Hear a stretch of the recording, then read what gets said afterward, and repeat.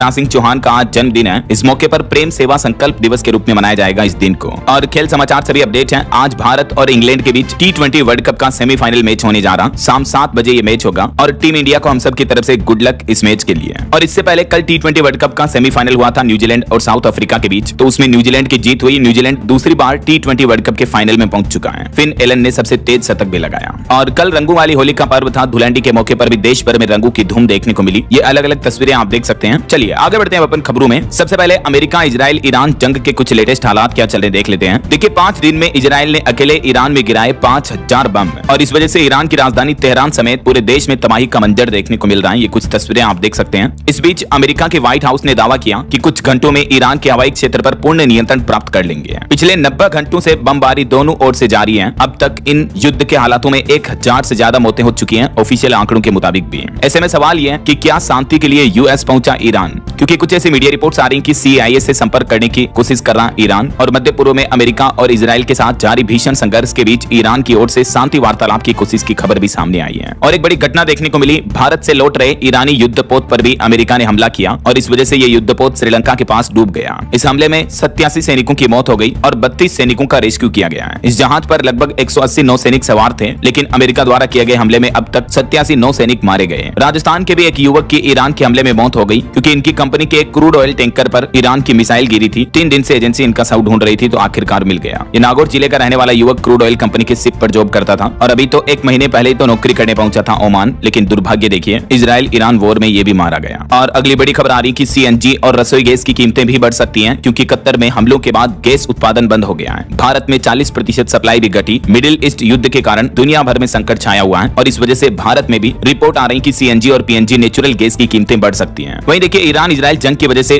Jet fuel भी मार्च महीने में 6% महंगा हो गया, अभी मार्च के 5 दिनों के अंदर अंदर ही। और भारतीय रुपया गिरने से भी भारतीय एयरलाइंस कंपनियों के मुनाफे पर असर पड़ रहा। वहीं एयर इंडिया की 40% इंटरनेशनल उड़ानें भी प्रभावित हैं, तो इस वजह से हवाई कंपनियां भी अब ज्यादा किराया वसूलेगी ग्राहकों से, क्योंकि पहले ही मिडिल ईस्ट में तनाव की वजह से ज्यादातर फ्लाइट्स कैंसिल हैं। हालांकि इस बीच रिपोर्ट आ रही कि एयर इंडिया, इंडिगो और एमिरेट्स जैसी एयरलाइंस कंपनियां ग्राहकों को फुल रिफंड भी दे रही है। एमिरेट्स ने भी कहा कि 7 मार्च तक दुबई के लिए सभी उड़ानें रोक दी गई हैं, यात्रियों के लिए एडवाइजरी जारी की और एयर अरेबिया ने भी अपनी सभी उड़ानें रद्द कर दी हैं। और मिडिल ईस्ट के तनाव के चलते नेचुरल गैस के साथ ही पेट्रोल डीजल की कीमतें भी बढ़ सकती हैं। दावा किया जा रहा है कि भारत के पास अब सिर्फ 25 दिन का ही तेल बचा है। इस वजह से नेचुरल गैस के साथ साथ भारत में पेट्रोल डीजल की कीमतें भी बढ़ सकती हैं। चलिए अगला अपडेट देखिए। तनावी माहौल के बीच भारत के विदेश मंत्री डॉक्टर एस जयशंकर ने सऊदी के विदेश मंत्री से भी फोन पर बातचीत की और अभी फिनलैंड के राष्ट्रपति अलेक्जेंडर स्टब भी भारत दौरे पर आए हुए हैं। आज वो प्रधानमंत्री नरेंद्र मोदी से भी बातचीत करेंगे। इस दरमियान भारत फिनलैंड दोनों देशों के बीच द्विपक्षीय संबंधों, व्यापार और वैश्विक सुरक्षा जैसे कई अहम मुद्दों पर चर्चा होगी।